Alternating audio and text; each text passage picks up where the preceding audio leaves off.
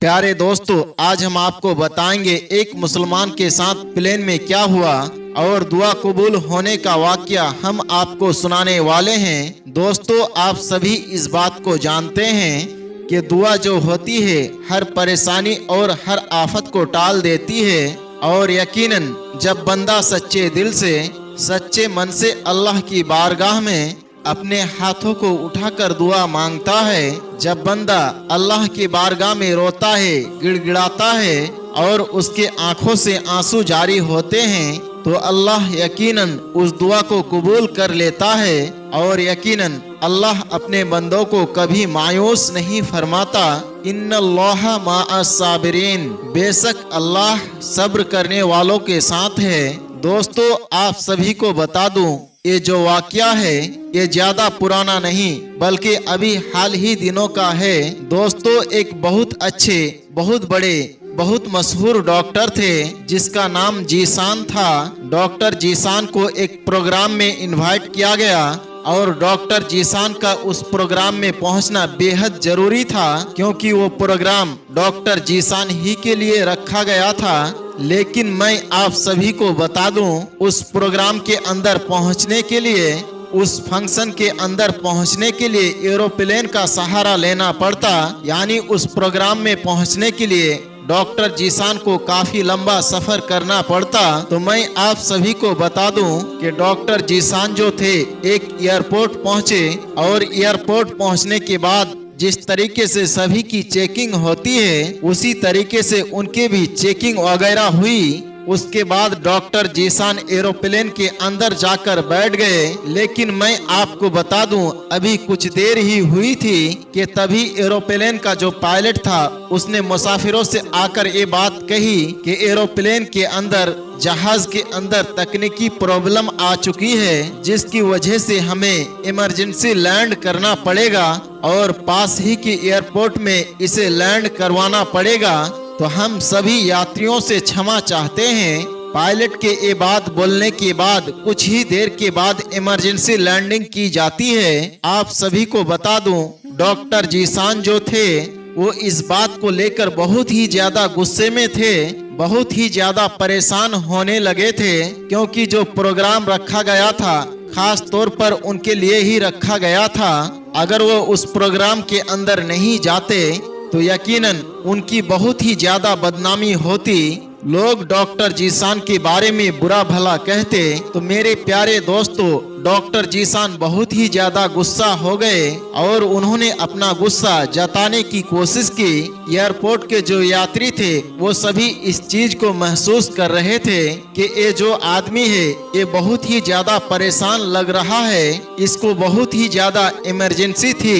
तभी कुछ लोगों ने डॉक्टर जीशान को पहचान लिया और ये बात कही, आप परेशान ना हो, आपको परेशान होने की कोई जरूरत नहीं है। अगर आप चाहते हैं तो यहाँ से आप बाय रोड कार लेकर जा सकते हैं। यहाँ से आपको जहाँ तक पहुँचना है वो ज्यादा दूर नहीं है, सिर्फ 3 घंटे के रास्ते पर है। ये बात सुनने के बाद डॉक्टर जीशान बहुत ही ज्यादा खुश हुए और उन सभी लोगों का शुक्रिया अदा किया और फिर एक कार को बुक किया और फौरन ही वो उस कार को लेकर वहां से रवाना हो गए। आपको बता दूं, डॉक्टर जीशान को बहुत ही ज्यादा जल्दी थी, बहुत ही जल्दी पहुंचना था, काफी देर हो चुकी थी। इस चीज को देखते हुए डॉक्टर जीशान ने टैक्सी ड्राइवर से ये बात कही कि जल्दी जल्दी ले चलो और अगर शॉर्टकट है तो शॉर्टकट से ले चलो।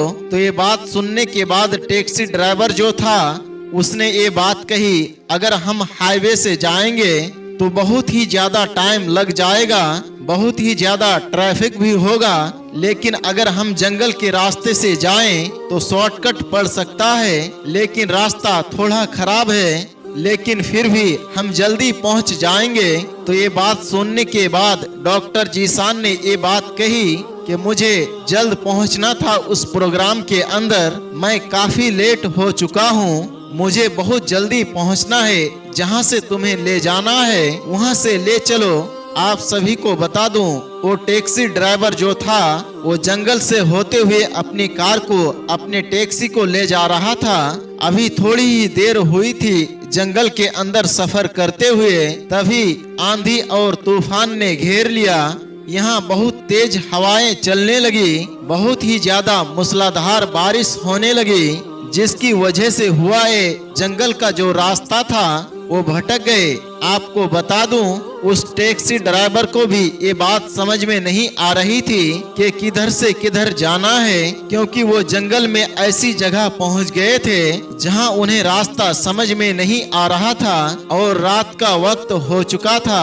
तो डॉक्टर जीशान जो था वो बहुत ही ज्यादा परेशान हो गया।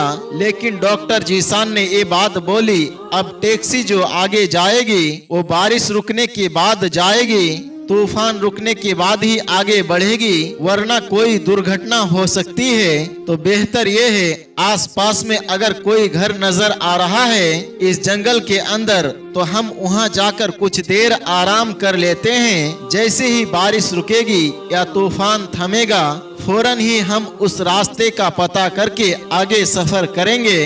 तो मेरे प्यारे दोस्तों, जंगल में थोड़ा बहुत यहाँ से वहाँ घूमने के बाद डॉक्टर जीशान को एक झोपड़ी नजर आई, जिसके अंदर दिया जल रहा था, थोड़ी सी रोशनी आ रही थी। तो डॉक्टर जीशान को थोड़ी सी राहत मिली और वो उस झोपड़ी के अंदर दाखिल हुआ। डॉक्टर जीशान ने महसूस किया कि इस झोपड़ी के अंदर एक बूढ़ी औरत है जो मुसल्ले के ऊपर खड़ी हुई है। आप सभी को बता दूं, जैसे ही डॉक्टर जीशान दरवाजे पर आए तो वो जो बूढ़ी औरत थी जो मुसल्ले पर खड़ी थी, तभी डॉक्टर जीशान के ऊपर उसकी नजर पड़ी और उसने फौरन ही ये बात कही, अंदर आ जाओ, बहुत ज्यादा मूसलाधार बारिश हो रही है, इससे तुम बीमार पड़ जाओगे। ये बात सुनने के बाद डॉक्टर जीशान जो था वो घर के अंदर दाखिल हुआ।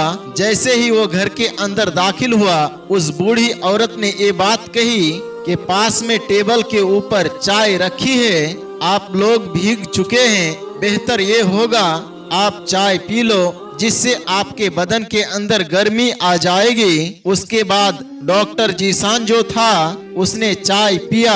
आपको बता दूं, इसी बीच वो बूढ़ी औरत जो थी वो नमाज की अदायगी करने लगी। कुछ देर के बाद जैसे ही वो नमाज से फारिग हुई और दुआ मांगने के लिए हाथ उठाने लगे, तभी उसने डॉक्टर जीशान को देखा ऐसे ही बैठे हुए हैं। उस बूढ़ी औरत ने कहा, खाना भी बना हुआ है, अगर आप चाहो तो खाना भी खा सकते हो, आप मुझे भूखे लग रहे हो। तो बूढ़ी औरत की ये बात सुनने के बाद डॉक्टर जीशान जो था उसने खाना निकाला, वो उसको खाने लगा। आप सभी को बता दूं, डॉक्टर जीशान ने उस बूढ़ी औरत से ये बात कही, आप मेरी इतनी ज्यादा खिदमत क्यों कर रही है जबकि आप मुझे जानती भी नहीं। तो उस बूढ़ी औरत ने कहा, मेहमान के बारे में जो इस्लाम ने कहा है थोड़ा बहुत वो बताया और कहा, इसलिए मैंने आपका इतना ज्यादा ख्याल रखा, इसलिए मैं आपकी मेहमान नवाजी कर रही हूँ और आपके लिए दुआ भी कर रही हूँ कि जल्द से जल्द ये जो मूसलाधार बारिश हो रही है वो रुक जाए, जो तूफान है वो थम जाए। लेकिन मुझे उम्मीद है दुआ से ये तूफान भी रुक जाएगा और बारिश भी थम जाएगी। लेकिन एक ऐसी दुआ है जो यकीनन कबूल तो होती है, लेकिन उस दुआ को कबूल होने में ताखीर होगी, यानी काफी वक्त लग जाएगा। ये बात सुनने के बाद डॉक्टर जीशान जो होता है वो ये पूछता है, वो कौन सी दुआ है जो आप मांग रही हो और उस दुआ को कबूल होने में ताखीर हो जाएगी, भला ये क्यों?